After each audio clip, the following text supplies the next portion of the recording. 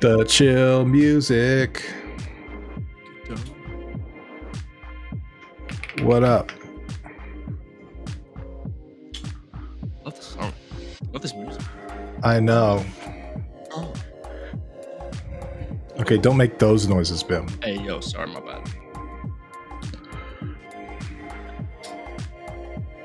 Lottie the Rider, Underdog, Taco, O-Chair, Kraken, GameDev.tv, Eric Vamer, Chill Real, Mo, what up? Venomayer, sorry.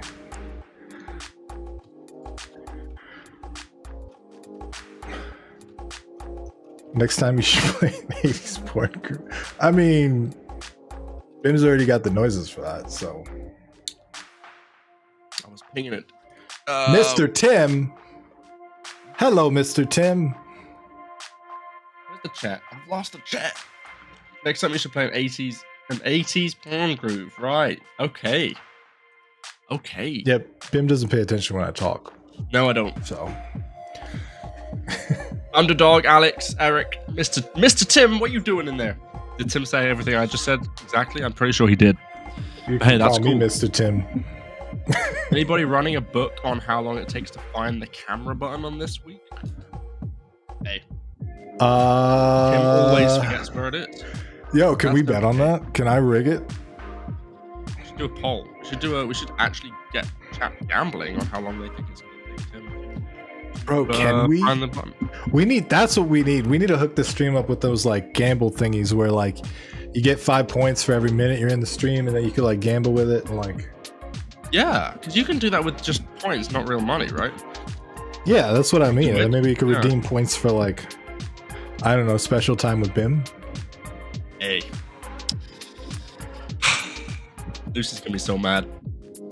You know how many times I get told off for staying within branding guidelines? I come on here with Tim. Hey guys, we got special time with Tim. Hey, with gambling money. Rick's workout routine, it's on the site. Okay. Branding out of the window. Forget it. Look, anything that happens when this screen is up, we're still technically starting the stream. So this doesn't even count as a stream. So you didn't hear it. None of this happened. All right, you guys ready? Dream Y'all BIM ready for dating this? sim when? Hey, Tim, what have you started?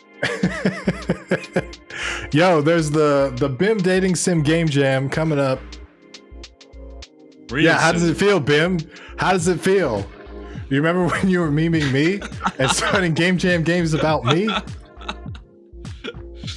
Hey, listen, we may or may not have a course coming out on how to date me. Okay. In a bundle with Rick's workout routine.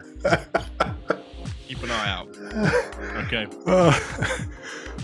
Crazy up in here. We're getting real desperate for content ideas. Okay. Courses are running dry. Doritheus!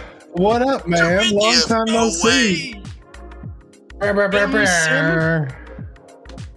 First we had the BIM Rust sim. bus, now we got the BIM sim. What is going on?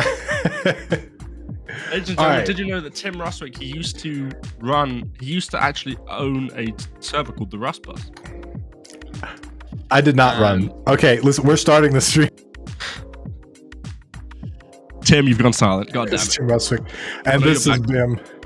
Bim used to run the Rust bus, and I did not like that at all because, anyway, the shenanigans that happened in that stream. Yeah, you didn't know what you created there, did you, Bim? Because it got out of hand. No, I did not.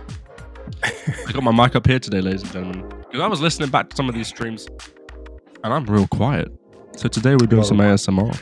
Yeah, if everybody could vote and say, is Tim's voice louder than Bim's, not as loud as Bim's, or equal to Bim's? And then we can... And then we can go. Bim was We the can top make sure donor that just to taunt you with the auto talking app. Money well spent. Money well spent. Doritheus, what's good? It's been so long. God damn, been years, in fact. Hello, I just bought complete Unity 3D developer design and develop games in Unity 6. Unity 6 using C#.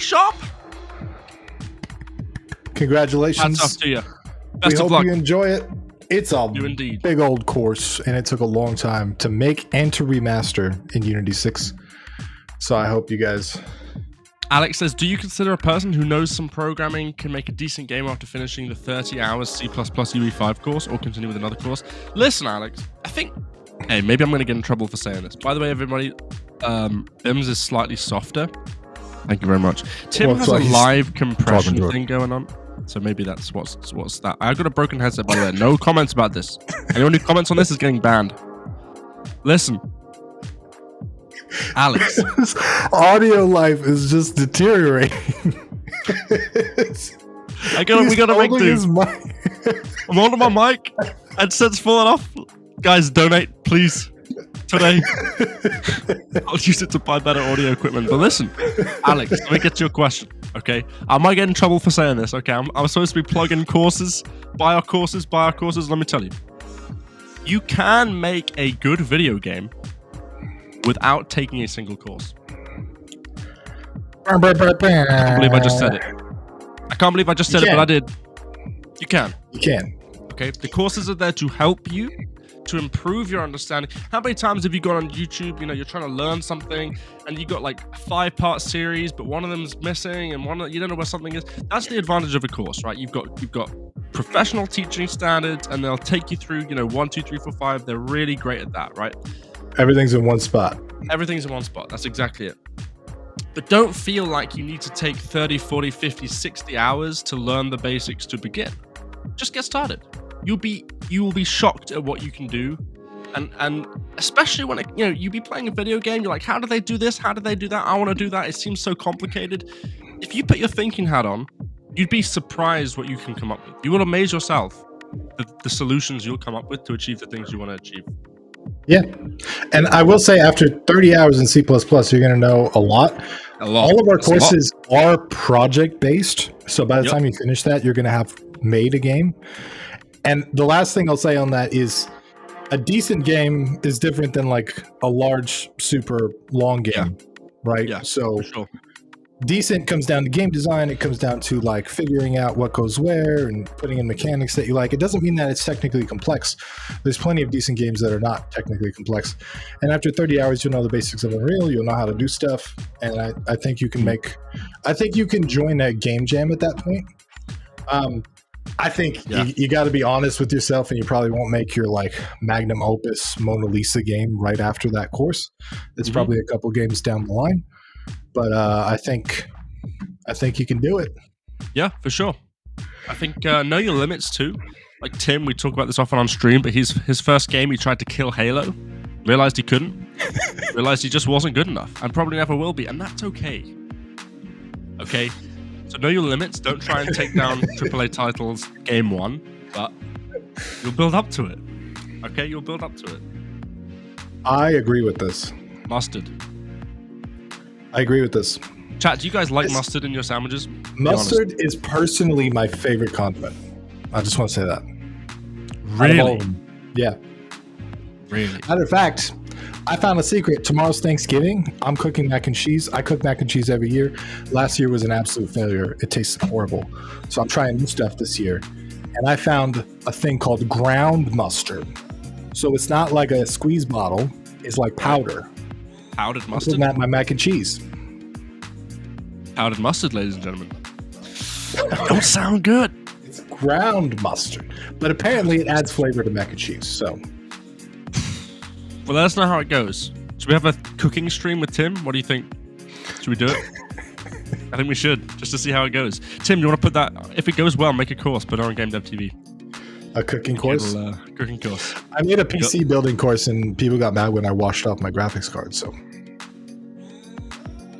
You did do that. Didn't you drop your graphics card on stream once? Or in a YouTube video? Do you remember that? You crushed the camera with it? Yep. That's insane. And I was in the PC builder category, and all PC builders got so mad. Why wouldn't they? Don't try to make your dream game during a Ludum Dare jam, for example. Exactly. Know your limits. Alex says, thank you for your answer. Anytime, Alex. You come here for questions, we got it. We got the answers for you. Unless it's really super specific questions. Is your favorite clue piece Colonel Mustard? I actually hate the game Clue. Do you guys call it Clue? In Britain, it's called Cluedo. I don't know if you guys knew that. Wait, that's not real. You're It's lying. real. Look it up. Hey, Look it up. Cluedo? It's Cluedo. Yeah. No. It's probably the American thing where they took it out. In It America, says- you know how they Oh my shorten god. words in America? Yeah. Cluedo. Oh my god. You guys just can't hack it. Why? You took extra letters out of everything. You took the I can't think of an example off the top of my head. Color. You took the U out of color, right? You changed S's to Z's to avoid confusion. The same good. Look, Game Dev Education, you heard it here first. Cluedo. Oh, yeah. Cluedo. Cluedo, ladies and gentlemen. Click the thumb, y'all. Drithius, you were saying you just started a new indie game studio with some friends. That is awesome to hear. Congratulations, Drithius. Fist bump. That's amazing.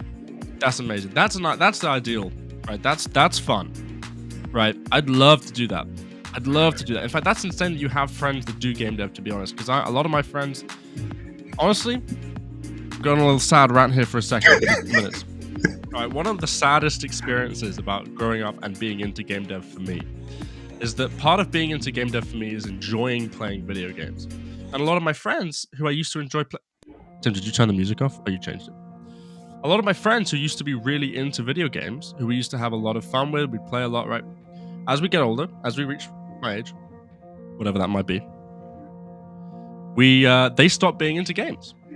And I want to make games and I want to play games. And so I just feel a little left behind. I can't lie. I feel a little left behind and I do feel a little childish. So Drithius, it's an absolute miracle that you have managed to find this great group of people that you can make some friends with, and make some games with, and make some friends with. So I take my hat off to you. That's amazing. That's the dream. Music choice was great. It sounded an inspirational speech. Thank you. That's what I was going for. We did it. You should. We did it. We can go back to chill music now. Melee Flower, we started an indie studio too. We were originally part of the volunteer position. Sorry to hear they treated you poorly, but that's amazing. Especially if it's indie as well. I feel like maybe... Tim, have you ever tried doing that? You ever tried... I mean, you had Skullbox for a while, right? You had a little studio going. Am I allowed to say that? I mean, there's an official company that you form that anybody can do. And then there's like a studio with like actual percentages and like people and all that. And then there's like actually, publishing. So there's like different levels to it. You know what I mean? I created a company and I made some games in that company. I didn't really start one with anybody else. You and I tried to make a game together. We did. That was a mistake. Did not work. Yep. We tried. That game's still going, ladies and gentlemen, by the way. Will be revealed real soon. But working with him is a pain. Never do it. Okay? You can learn from him. Don't work with him. All right. I think it taught us some important lessons. I think, and Drithius and Melee as well. I'd be interested to hear what you guys say about this, because I think the issue that me and Tim ran into, and maybe the problem is that we were just a two-man team. But if you differ creatively, you think you can put it aside and kind of get on with it, but it's harder than it seems. I think. Tim, correct me. Am I right there? Am I on the right path? I think we differed creatively, and we didn't really know what we were making. That's also a big problem. Yeah, those two things combined meant we were working against each other when we were working. Right. If we were clear on like the vision and we just disagreed on the execution, I think we could make compromises. Yeah. But we didn't know what the vision was, so the execution was just like operating on two different visions. Yeah. And the vision was evolving too. Like it was changing every week. Like, what if we had this giant monster thing? What if we do this? What if we do something completely different? It's true. You got to have a good vision, especially working with other people. That's super important. Super important. I mean, it's important for yourself, right? But especially with other people involved, you got twice the procrastination, twice the ideas. It's crazy. And people are passionate in the game industry too. It's not like software where it's like, it does a thing. It has a functional purpose. Games are people get passionate about games because they're like create different worlds and they tell stories. And people that like to create that stuff get really passionate about it. So you got to make sure you have what you're making and everybody's on the same page conceptually, and then you can figure out the execution and all that stuff. No, for sure. It's tough. It can be tough. You got to be on the ball. You got to kind of know what you're doing and have room for teething problems. Breathing started problems. by forcing ourselves to try a game jam. We found out real fast we need to clearly define our roles. Yeah, that's another thing. When you're working on stuff for a long time, and it's not clear what everybody should be doing, it causes a lot of problems sometimes because, oh, that dude's not doing any work. What do you mean he's not doing any work? What am I supposed to do? You're supposed to work on the game. What do you mean? Where? Like, you know, people really understanding what they're supposed to do and what they're responsible for, and clear, not just like roles, but clarity of communication on what needs to be done when is super important, especially with friends, dude. Because friends, it seems totally cool when you're like, hey, let's make a game together, and then like 6 months go by. I'm not directing that at anybody specifically. I'm just saying in general. Yeah. Then like, you know, and one person loses motivation or the other person doesn't. There's like a lot of things. Yeah. So the more you can communicate, the better. For sure. In game dev, there's more than one or two right answers. In app development, more often than not, there's an optimal approach. Yeah, you know, it's a creative field. It's one of those things that you can't, there's no one right way to make game dev, which is why links back to this course question. Can I make a game after taking a 30-hour course?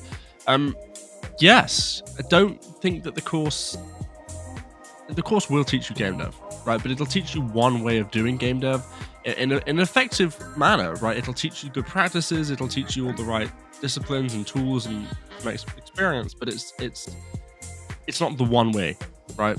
Get in there, get messy, and start yourself.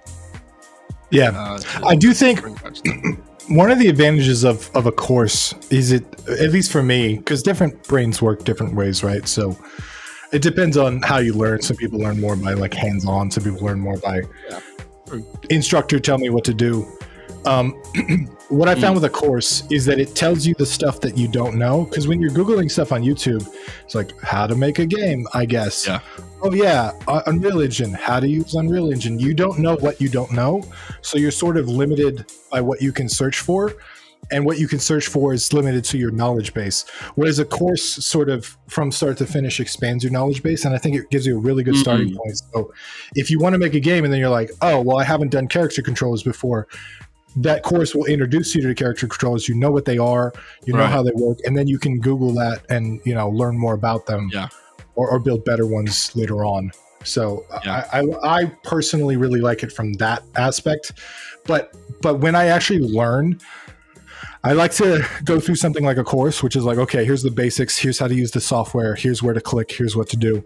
And then I like to go off on my own and like figure something out, like with a project, like with a game jam or whatever. Because I feel like that I bet I learn better when I'm fumbling around stuff, but I personally can't fumble around when I don't know anything about the software, because then it's just, I'm wasting time, right? It's just going to take me forever to figure that out. I literally have to Google, what does the file menu do? I don't like every button, every switch and everything. So of course kind of gives you the general info, and then I go off and Google stuff on my own. Yeah. That was a really good point you made about how if you're, the questions you can answer the questions you can ask are limited to the knowledge you already have, right? Yeah. Whereas in a course, I mean, that's always true. But if you're taking a structured course, if you're taking structured lessons, right, you're forcing yourself to learn more. Whereas with your own with self-motivated study, while you can technically on paper learn anything and everything, the scope of the questions you can ask is limited. Or it's a lot slower. It expands more slowly than on a course, for sure. Yeah. And so like this sort of brain dump of 30 hours of here's how to make a game, and then you make a little game.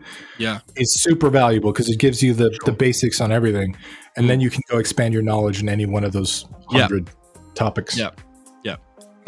Instead of spending 30 hours trying to figure out, okay, how do I do the basics on your own in this kind of messy, unstructured way, just get it out the way quicker and then expand in the right direction. Yeah, because like Unreal Engine, for example, once you dive in and you know what the menus do and you know how to navigate the world and you know where to enter the code and you know a little bit about C++, then you can go wherever you want. Like, you know the basics of how to use the thing, so then you can expand in any direction.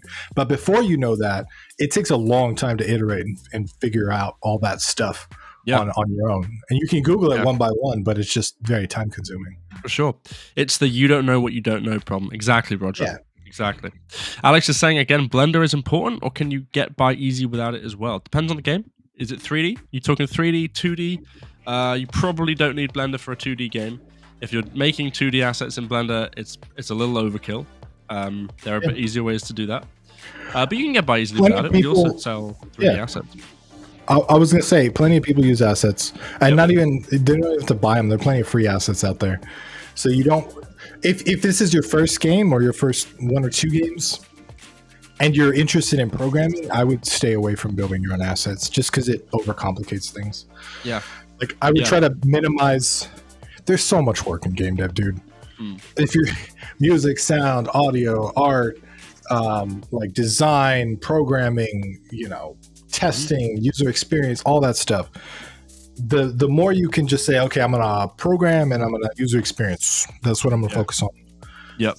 Then you'll learn better, and you can make stuff, and then you can be like, oh, I want to try my own assets for my 3rd game. Well, for those of you who are in the chat who did not know, last Friday, we ran an event in the Discord server, which was, we were discussing our introductions to game dev. We were discussing our inspirations for game dev. We're running more events in the server, so please join if you're not in there. Check the events tab. I'm plugging it, but it's good. They're good. They're like this, but live and in the server, and well, this is live too, but you know what I mean. You can join them more easily, partake more easily. But we were talking about game dev inspirations, what got us into game dev, and shout out to Devious Oatmeal. I think he's in the chat. He was one of the hosts with me for that event. And one of the things we were talking about for my journey anyway, was what got me into game development was modding for Counter-Strike, Portal, the Valve games, right? And the famous Valve games. And I think that one of the amazing things about modding, if you guys mod, then you know what I'm talking about, is that you don't have to worry about your own assets. You don't even have to worry about your own theme. You don't have to worry about your own nothing, right? You have you have all the 3D assets from all these your favorite games, right? Portal, Skyrim, whatever it might be, right? It saves you the time on the assets. It also saves you time on the theme. Like, what kind of game am I making? Well, you kind of already know vaguely what kind of game you're making, right? Because you're modding a game that already exists. And so a great thing about modding is that you can eliminate a lot of those creative problems that would prevent you from it's called, what is it, blank sheet syndrome or something like that, right? Where you've got a blank canvas syndrome problem or whatever, right? It's something like that. It eliminates that, and you can just get right into it. And the same applies generally. If you don't have to worry about making the assets. In fact, sometimes if you buy an asset pack, you're limited by what the assets look like and how they are, right? You can't use every asset for every game. And so if you buy an asset pack or you download one for free, then you're limited by how they look, and that's almost a good thing, right? It brings the scope down, and you can get going. Yeah. On that too, we're discussing internally on whether we should make smaller free asset packs that would be essentially game kits, so like a tower defense kit or a shoot 'em up kit. If that would be helpful to you, comment, messages. Well, leave it in the chat. Let us know. I would help. We're going to do a small segment called "What Should You Choose?" And I Googled a random generator thing, and I just typed in Unreal Engine, Godot Engine, Unity Engine. And Garm's having trouble with what engine to choose. So we're going to pick it at random. And we're going to tell you, Garm. Here we go. Here you go. Ready for this? Godot Engine! That's the one you should choose. Congratulations, Godot's your new engine. I hope you have fun with it. It should be a lot of fun. I like Godot personally. Just want to say Ivory Lion. That's a name I recognize. Welcome in. GDU legend.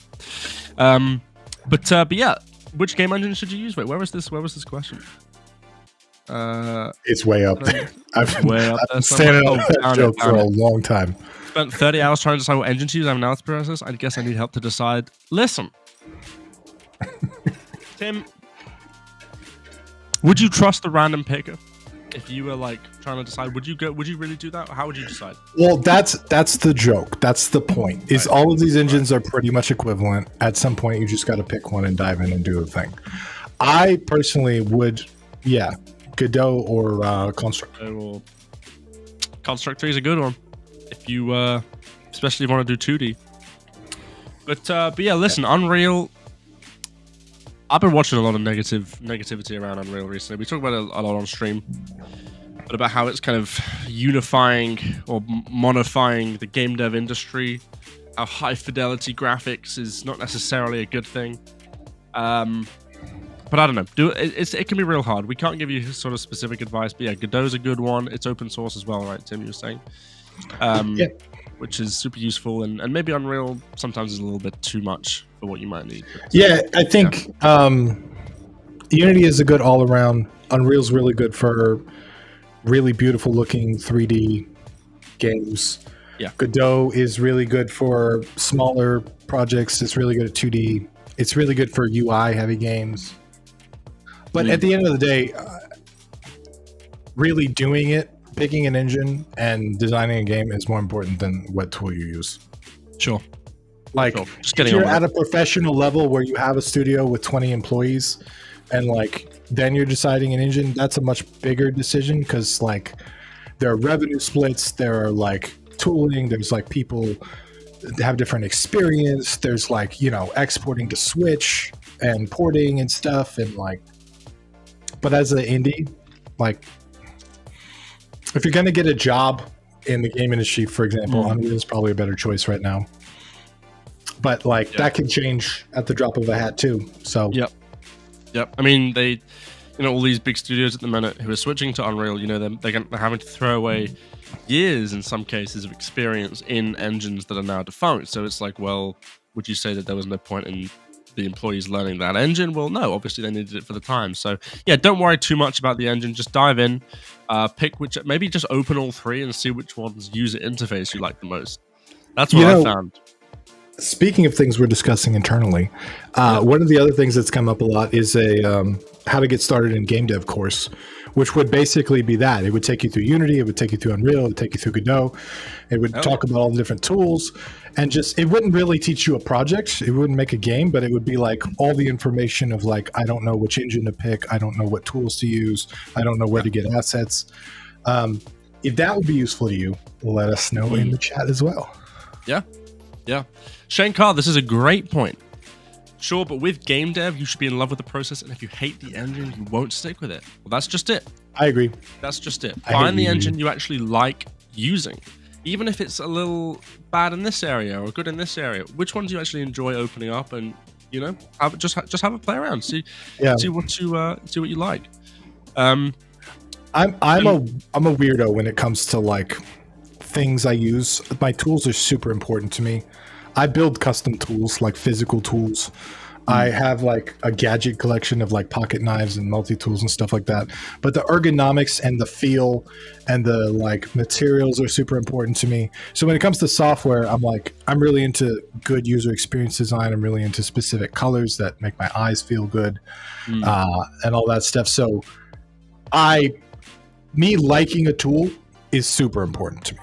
It's super important to me. And like Construct and Godot both, like, I really feel like they speak to me. And Inkscape too. Like I tried Illustrator. I have Illustrator. I pay for the Adobe subscription or whatever. It's the industry standard thing. It does the same thing as Inkscape. Inkscape is free and open source, but I like Inkscape better.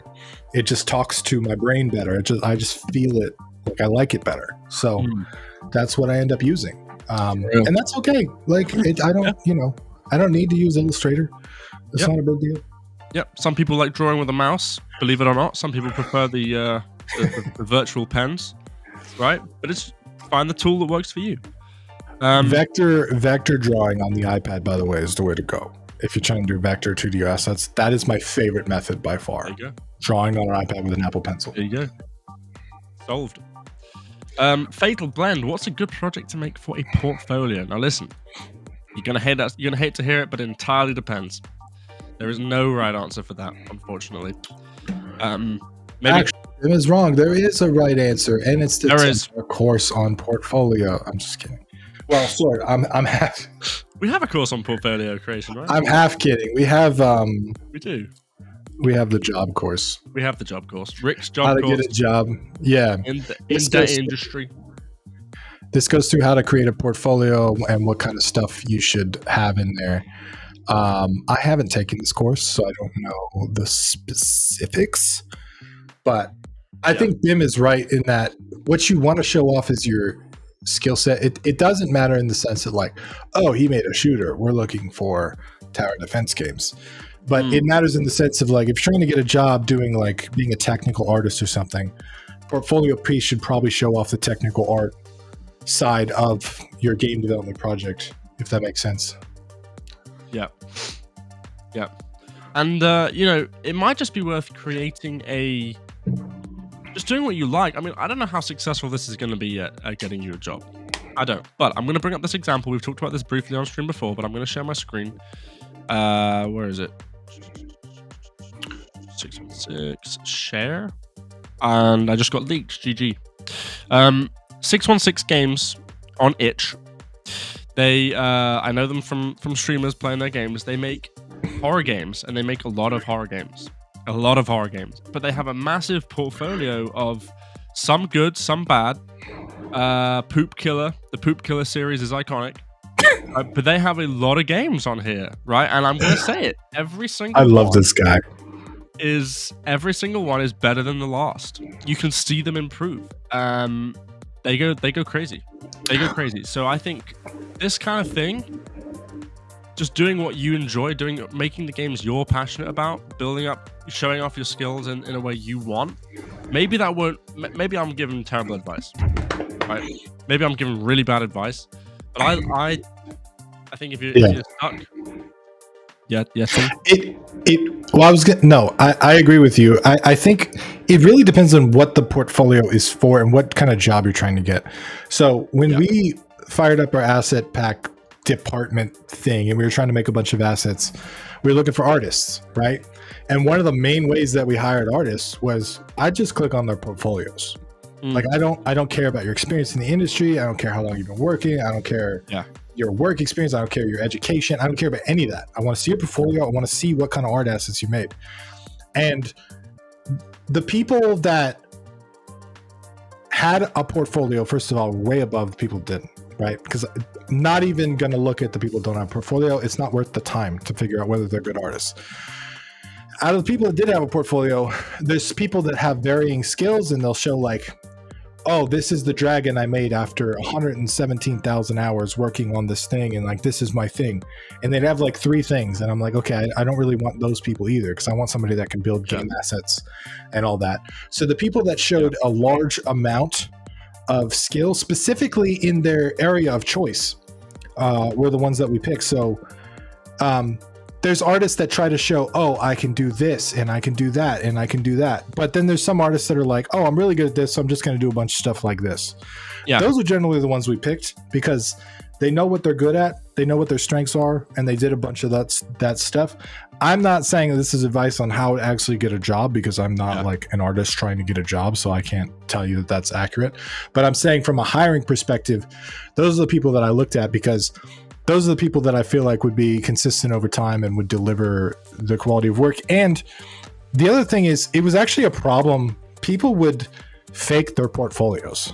They'd grab stuff from the internet and they'd put it on their portfolio. I saw this a lot when I was trying to hire artists. And the way you combat that is you just have a bunch of stuff that's very similar and you can tell like this person did it. So it was helpful to kind of see people that had a history of submitting stuff over 5 years and had, a lot of stuff in the same style.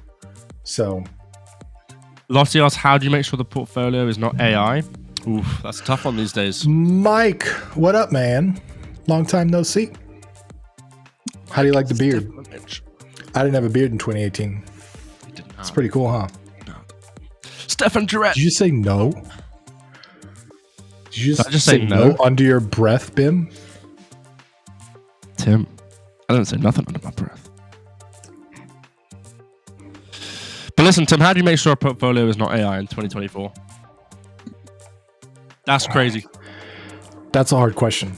Listen, That's I a got hard one question. solution already. Tim, I want you to critique my solution. What if the portfolio looks good, What if you asked them to send you a screen recorded video of them making assets or an asset or a thing, and they say, hey, I want to see you do this. Is that too time consuming? Is that really bad? Is that really I think that's we did art tests. So the other thing is, once we found artists, by the way, we had like 12 or 13 artists, I think it was. So like we hired a bunch of people, a bunch of contractors to do this.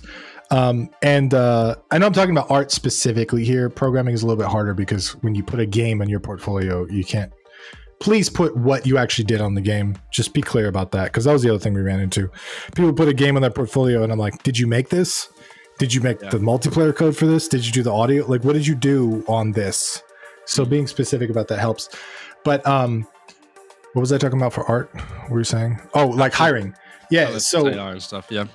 We gave them art tests. So after, okay, portfolio looks good. This person looks cool.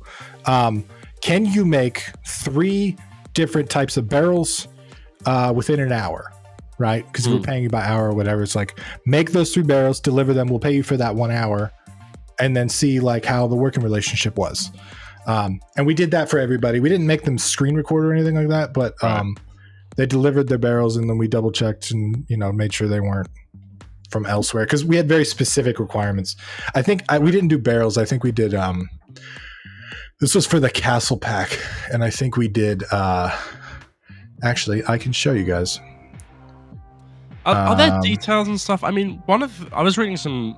I'm on Reddit a lot for specific forums, guys. I'm not just on Reddit a lot in general. Okay, I'm not that. He's on Reddit a lot. It's fine.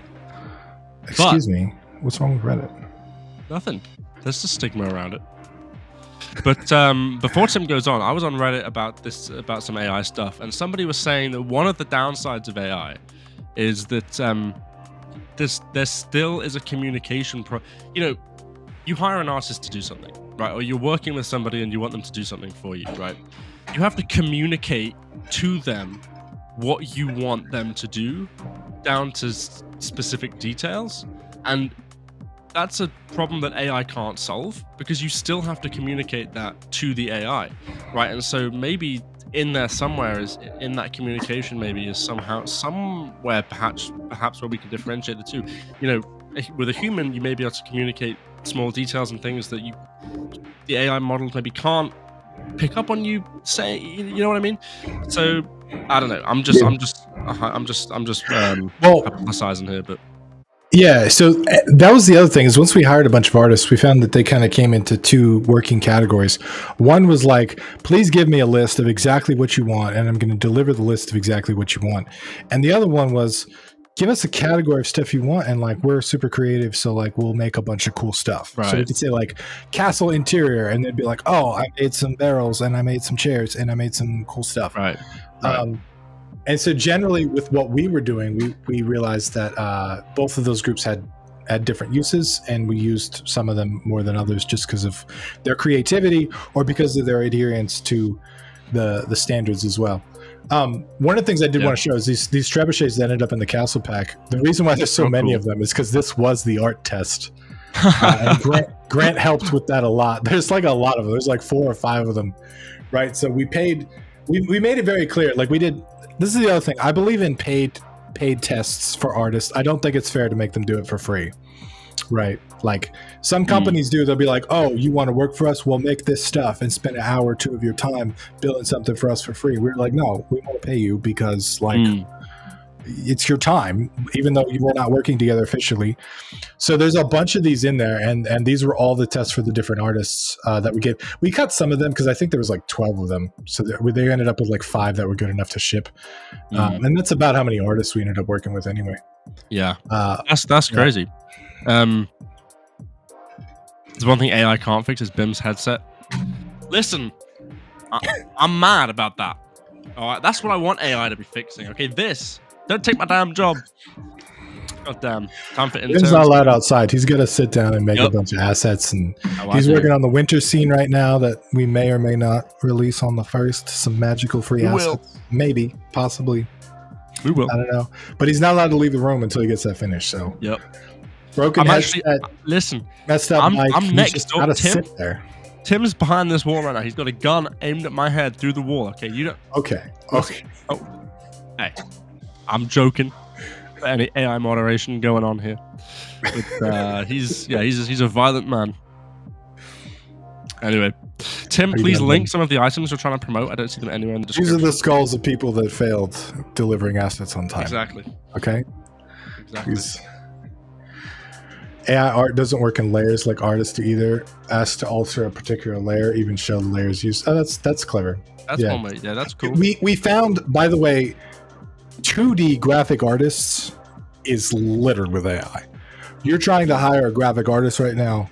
Good luck, dude. It was very difficult. Some of them look, dude. I don't know if I can find it right now, but one of them actually delivered this Eskimo lady. Because we were talking about Winter's 2D scenes, and they delivered this Eskimo lady with 3 legs as part of their trial, and we were like, "Did you have fun making that? You gave her 3 legs. You drew that. That's cool." Yep. Did you call them out for it? Did you say, "Hey, by the way"? No, we were just like, "Thank you for your test. We appreciated working with you, but we're gonna go a different direction." Yep. Bye. Damn, man. Yeah. Look. It's one thing if you want to work with people that can manipulate AI.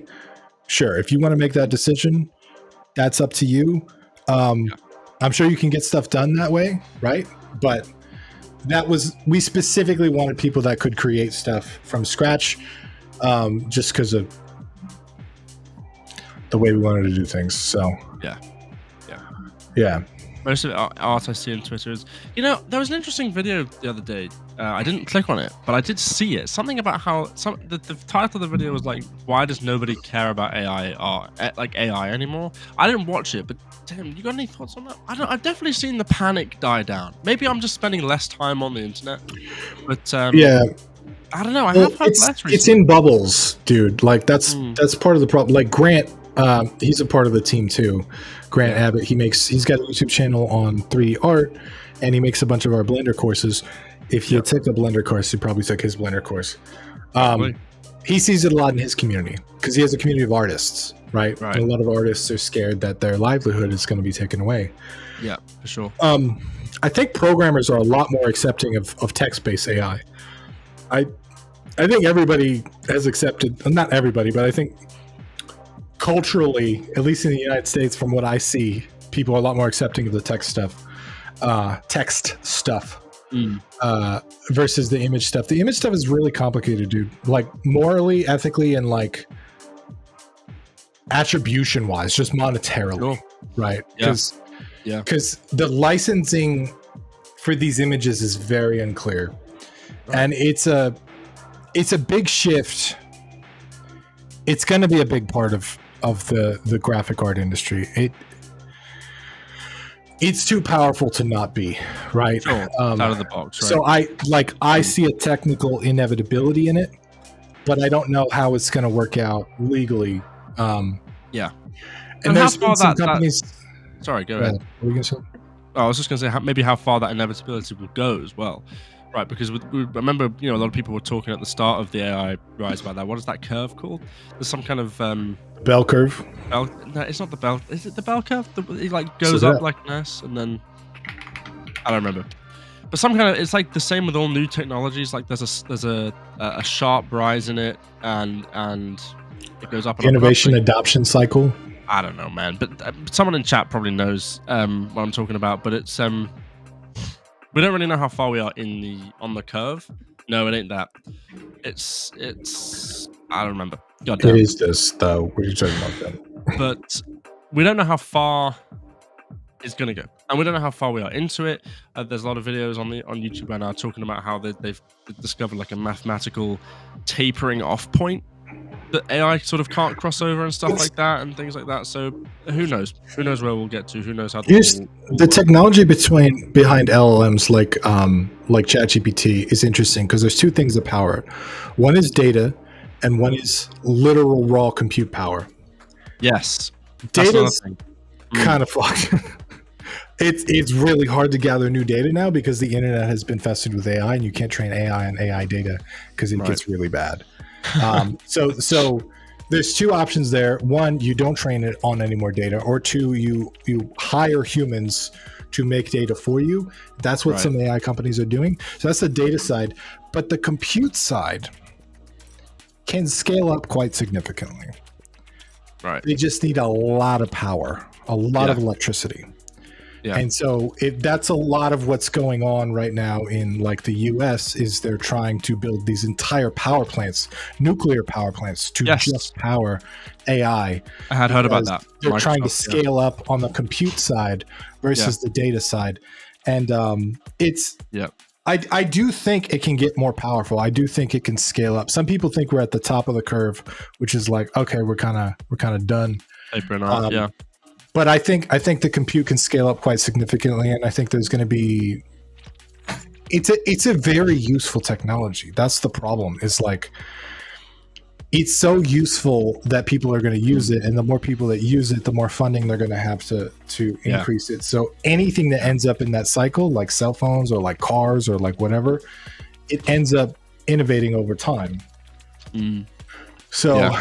You're right. It's another big problem, and maybe what'll end up happening is like climate laws or legislations might even slow it down. You know, because I have using ChatGPT and stuff uses like so much fresh like water supply to cool the servers that are running it and stuff. Right? It's like it's crazy. I don't know how widespread this thing can get, but we'll see. We'll see. I don't know. Somebody said something interesting earlier, or some kind of question. Where was it? When designing coding a game of your own, what do you do when someone tells you, "Oh, Fez did that," or another did that very like that? Do you have to drop the whole idea? You know what I say? I say cool. Oh, hang on, I'm gonna do it too. Cool. Cool. Yeah, man. That's what you say. Kestra, are you talking about other people saying basically? If we've understood your question correctly, is somebody comparing what you've done to what somebody else has done? Because if that's what you are talking about, then yeah, you say cool. Yes, it's similar. Yes, it's inspired by. But look, here's the thing. There was a movie that came out. I don't know if you guys saw it. It was like a Five Nights at Freddy's ripoff. I think it was called Willy's Wonderland, starring Nick Cage. And he basically instead of being scared of the animatronics, he like beats them all up.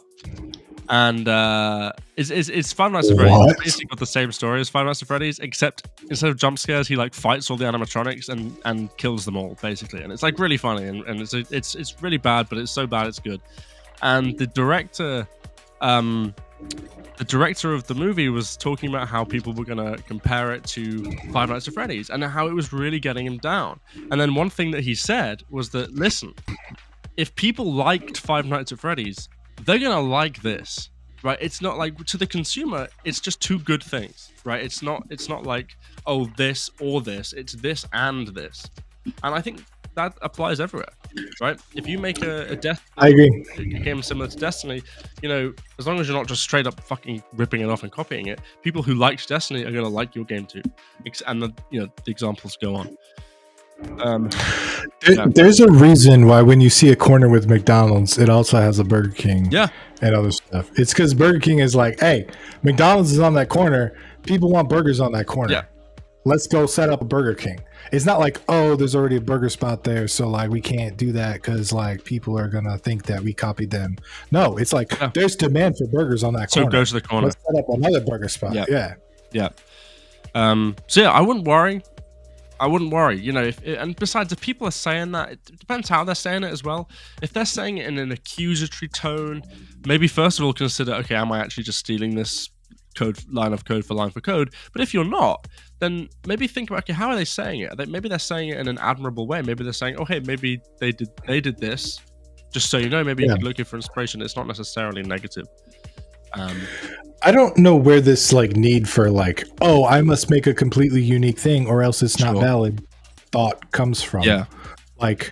Genres are entire swaths of games that are just share the same mechanics. Like, there's nothing wrong with copying those mechanics. Like that's what genres are. It's like, oh, we've copied this set of first-person shooter mechanics, so we exist in this category because people like this category. Yeah. So you don't have to make something unique, dude. Nothing's really unique anyway. Everything's a modification of everything else.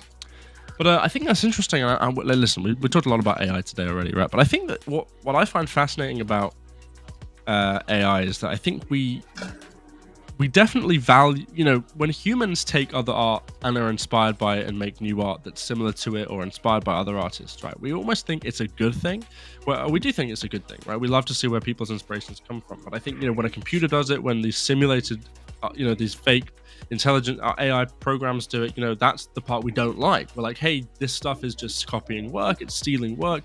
Fundamentally, maybe there isn't that much of a difference between the way humans gain inspiration and the way AI takes stuff and remixes it, right?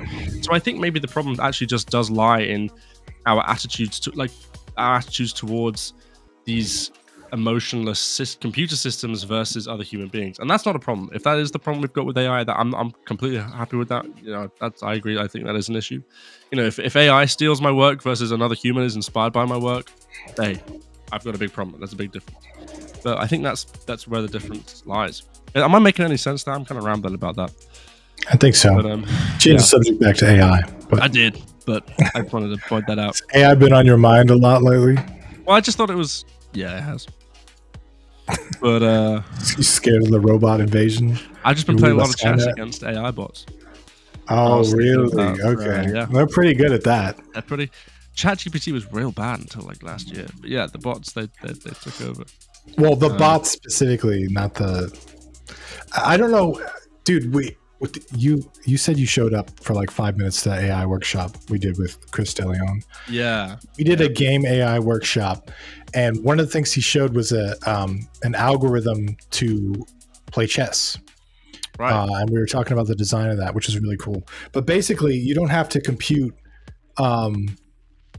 all the 10 million possibilities or whatever. You can compute a bunch and then figure out what the best move is there, and then compute a bunch and sort of have this like collapsing branch system, which is pretty cool. And I thought that was a cool way to do the game AI, because it's just a very complex mathematical game. So, yeah. Yep. 100% unique, appeals to no one, and has been proven. People need something familiar to hook them in. Definitely. Yeah, definitely. Yeah, that's definitely. Familiarity and novelty is the perfect formula for a great game, because you need it to be similar enough to something you know about to be interested, and you need it to be new enough from something you everything you experience to also be interested. Because if it's only the same thing, why would you play it? But if it's only everything, you don't know how to categorize it. Yeah, that's everything from games to social change. People are very reluctant to policies and new technologies and new things, because if it differs too much from the status quo. So yeah, that's a good life lesson. Comparing your games also makes it easier to understand some of the concepts. It's why we have genres like Souls-like or Metroidvania. Definitely that adds to it. Yep. Yeah. People play a thing and they're like, I like this thing, and then they go looking for other things like that thing. This happened to me when I was playing what's that card game by the Patreon dudes? I always forget what it's called. I brought it up so many times. Stacklands. You guys played Stacklands? I love this game. No, but you brought it up before, I think. I love this game so much that when I played this, I immediately wanted to go out and play other games like this. But I couldn't find any other games like this. Actually, Steven, I forget his last name. One of the guys that used to work with us, he made a game inspired on this, and we had him on our podcast for a little bit. And that was super cool, because like I was like, yes, give me that game, because I loved it. But this is a game that's like is perfect with familiarity and novelty. Like, how like crafting games work. How like you need the dude to chop down the wood, and you need to feed the dudes, right? Like a lot of this stuff already. But it kind of put it in a card game format, which was super cool. And I thought it was so brilliant. I really like this game so many times. I already knew what you meant. I know. We're just two dudes. Keep plugging the same games we love. That's what happens on stream with Tim and Bim. I'm sorry. Inscription is a is great a card wonderful game, dude. Yep. I love Inscription. Go play it if you haven't played Inscription. it. Go play it. Inscription. There's some amazing Black Friday deals on games and stuff right now. So if you guys haven't played any of these games, go grab them on Steam right now. Massive sales. What's on sale? The Steam Black Friday sales. I just mean everything on Steam's on sale right now. Well, a lot of stuff anyway. And I just started updating all my Steam games, so I've started lagging. Give me a second. The way Steam does that. Oh, Bim. Steam Autumn Sale now till December 4th. Go check it out. You guys want to go game shopping on stream? This is not me getting distracted. This is me entertaining the streamer people. Just to be the clear. mechanic can be able to turn the world 90 degrees so you're walking into the scene you're walking through initially. Ooh, I really like that. Liar's Bar? What is this? Multiplayer online experience set in a sketchy bar where the games are as dangerous as the page. Join a table of 4 and test your skills in Liar's Dice and Liar's Deck, where lying and bluffing are key to victory. Bim. Bim. Liar's Bar stream win. Next week? Ladies and gentlemen, what do you think? Would you guys be down for a Tim and Bim gaming session? What do you guys think? Would you watch that? We're just chatting and playing a game at the same time. I'd be down. I don't know if Tim would be. It's gonna be an interesting game though. Don't, says the writer. All right, we ain't. Never mind. Fine. We won't. Yeah, we won't. I've heard so much about this game. Everybody talks about this. I know this got nominated for Game of the Year or whatever. I don't know. I want to play it, but like I don't know. Has anybody played it? And if so, if you liked Inscription, would you like this? Or I don't know. Help me out here. Sell me on it, basically. Sell me. I don't think anybody here is going to sell you on this game, Tim. To be honest. All right, well, fine then. People are saying they'd watch the stream. Let's do it. Portal 2 stream. You see, Tim is for everybody. Tim is not very good at first person games. Excuse me. So I get dizzy in first person games. No. That makes me bad at them. Like, but it must be exclusively indie games. Listen, that's a great idea. I think that's a fantastic idea. I think we play indie games live on stream. I've been saying this to Tim for ages. I think we should review them as well. I think we should break them down and see what we can learn from them too. And then Portal. Tim's too obsessed with Portal. We're not playing Portal. It has to be an indie title. He geeks out on it. I do. He's like, he mods it and he like talks about Portal all the time. Like sometimes he'll show up to a meeting. I'm like, Bam, don't talk about Portal. He's just like obsessed with it. And then I start talking. All right, guys. But on that note, thanks for hanging. Oh, we gotta go. We gotta go. Actually, we were 2 minutes late, so we do have 1 more minute. But we do. So Steam Auto Sale. I don't know why I'm promoting the Steam Auto Sale.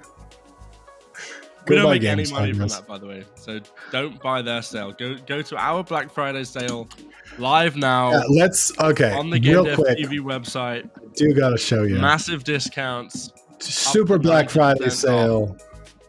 Yeah. Bim has become. You're gonna grab stuff in there you will not believe. Look at all the stuff in my library already. It's pretty cool. I don't own the asset packs, but I own all the bundles. He owns all the other stuff. But everything on our site is on sale, basically, including the brand new Grant Abbott course, which is the remaster of the character creator in Blender 4.2. We did not know Blender 4.3 was going to come out days after we remastered this course, but this is the most up-to-date Blender course, and it's on sale right now. So I recommend you guys grab it. I would enjoy that if it's contextualizing and analyzing design decisions on the game dev discussions. I like piano. I agree with that. I think if we play games, we're playing games and we're breaking them down and we're talking about them and not just playing them. I agree with that. I think that's what we were going to do from the beginning anyway. I think that's a great idea, and we will. And by the way, just before we go, final plug: if you guys want to attend more events like this, but not just with Tim, but with me and some other people, make sure you're in the GameDev.tv Discord and check the events tab at the top of the server. We got one next Friday. We got a group game design session when we're going to put our heads together and we're going to like combine different game mechanics. And we're not going to do any coding live on stream, but we're going to brainstorm. We're going to put our heads together, get our juices flowing, and see what we can come up with. And then Friday after that, we got a focused feedback session. So if you guys have stuff you want feedback on, join the Discord server, read through what you got to do. It's real simple, and hopefully see you there. Yeah, let me show that real quick because you guys definitely should come to these events. For sure. Let me go my whole left screen. So, like he said, Friday, December 6th is the group game design. Friday, December 13th is the focus feedback. If you want feedback on your game, we have this new Get Feedback channel that some people are using, but not everybody is using. It's mostly Devious. Devious is like using this for feedback. But everyone else is not really using it. So if you want feedback on your game, this is a great way to go. It's Get Feedback, and then your post sits here like this on Discord as well. So go ahead and use that. And that's what we'll be using for the feedback event in 2 weeks. So have fun with that. Trying to do some more community stuff. We are. Woo-hoo. Well, BIM is. I hope you guys enjoying the stream. And see you next time. Yeah. Have a good night, everybody. Bye.